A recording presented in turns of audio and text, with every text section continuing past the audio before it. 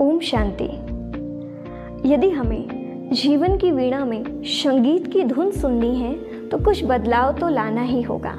First, यदि हम अपने घर परिवार में जिन्हों के भी साथ रहते हैं उन्हें हमें एक्सेप्ट करना होगा। आप यदि हस्बैंड हैं तो वाइफ को एक्सेप्ट करना होगा। उनका नेचर अलग है, आपका अलग है, इट्स ओके। पर जीवन में हमें एक दूसरे को समझना होगा, हमें स्वीकारना होगा, क्योंकि ऐसा नहीं है कि किसी भी व्यक्ति में कोई भी गुण ना हो। यस, हर किसी में कोई ना कोई गुण है ही। आप उन्हों की विशेषताओं को देखना शुरू कीजिए तो अपने आप विशेषताएं ही विशेषताएं दिखने लगेंगी और जो बुराइयां दिखती थी वो धीरे धीरे धीरे धीरे नहीं दिखने लगेंगी। आपका रिलेशन अच्छा हो जाएगा, जीवन में खुशियों के गीत बजने लगेंगे। देन नेक्स्ट बात है कि लाइफ को सदा हमें बैलेंस के साथ में जीना है। टू मच किसी भी चीज़ में नहीं करना है। यदि जीवन हमारा बहुत आलसी था या जैसा हम जी रहे थे वो तो ठीक है ही नहीं है। देखिए, जीवन में ना ही तो भोग ठीक है और ना ही तो बहुत ज़्यादा कड़े नियम जिनको आप कर ही ना सके, आपका शरीर ही एक्सेप्ट ना कर पाए, ऐसी भी कोई चीज़ें ना कीजिए।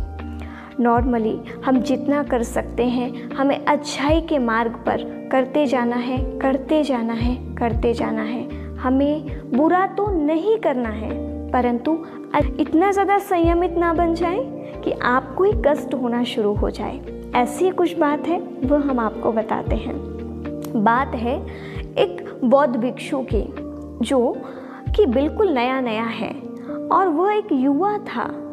वो काफ़ी आलसी था और भोगी भी था, परंतु जीवन में कोई एक ऐसी घटना घटी कि उन्हें एक वैराग्य उत्पन्न हुआ और वह युवा बुद्ध जी के पास आया और आ करके उनके साथ शामिल हो गया।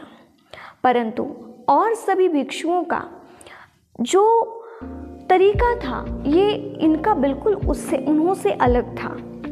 यदि बाकी सभी बौद्ध भिक्षु सीधे मार्ग से जाते थे, परंतु ये और ही ज़्यादा टेढ़े, कटीले और पथरीले मार्ग से जाया करता था।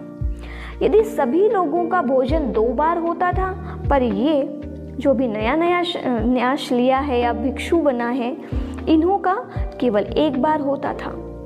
तो धीरे धीरे क्या हुआ, इस व्यक्ति के, इस भिक्षु के स्वास्थ्य में काफ़ी प्रभाव पड़ने लगा और वह अस्वस्थ रहने लगा। जब ये बात जब बुद्ध जी ने देखा और पाया, बुद्ध जी ये सब कुछ देख रहे थे कि इन्हों का वैराग्य बड़ा दृढ़ है, बड़ा तीव्र है, परंतु इससे इन्हों के जीवन में प्रॉब्लम्स आ रही हैं।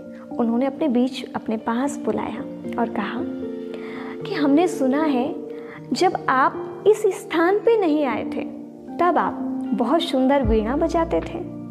तो उस भिक्षु ने कहा, हाँ, मैं बहुत अच्छी वीणा बजाता था।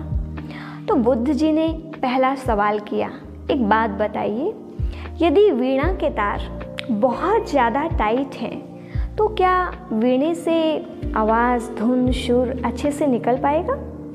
तो वह भिक्षु समझदार था, उन्होंने कहा नहीं। फिर बुद्ध जी ने दूसरा क्वेश्चन किया, क्या यदि वीणा के तारों को बिल्कुल लूज कर दिया जाए, बिल्कुल ढीला छोड़ दिया जाए, तो क्या संगीत की धुन निकल पाएगी? तभी उस भिक्षु ने कहा, जी नहीं, ना ही तो टाइट में और ना ही तो ढीले में। तो करना क्या होगा? तो बोले बीच में रखना होगा, मिडिल, यस, मीडियम।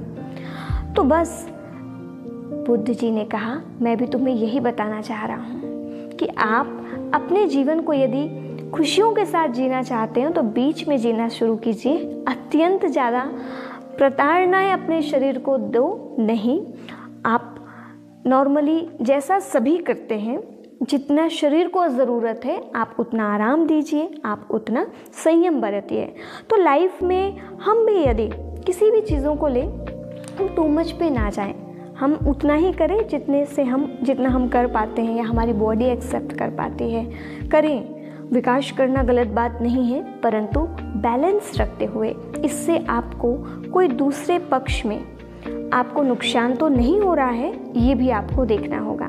तो फैमिली रिलेशनशिप भी देखने हैं, तो स्वयं की तरफ भी ध्यान देना है। यस, आत्म शुद्धिकरण के लिए भी टाइम निकालना है, तो अपने घर के लिए भी निकालना है, अपनों के लिए भी निकालना है।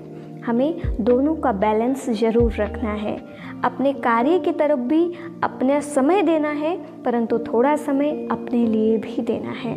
तभी जीवन में आनंद आना शुरू हो जाएगा और जीवन की वीणा में संगीत जो है निरंतर बजता रहेगा, सुर और ताल के साथ।